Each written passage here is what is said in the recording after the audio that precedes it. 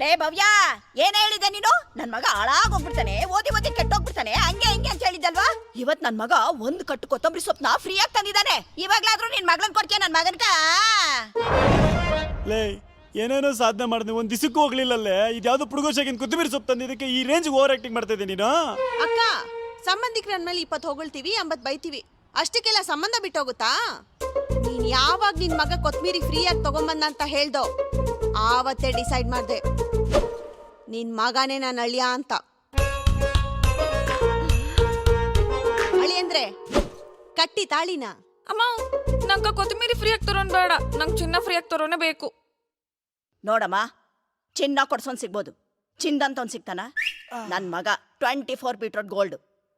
ಅದೇ ನಂಗೆ ಓಕೆ. ಆದ್ರೂ ಒಂದೆಲ್ಲ ಕೇಳ್ತೀನಿ, ಕೇಳಿಸ್ಕೊ. ರೋಸ್ ತರೋನು ಸ್ವಲ್ಪ ದಿನ ಇರ್ತಾನೆ, ಕೊತ್ಮಿರಿ ತರೋನು ಸಾಯೋ ತನಕ ಇರ್ತಾನೆ.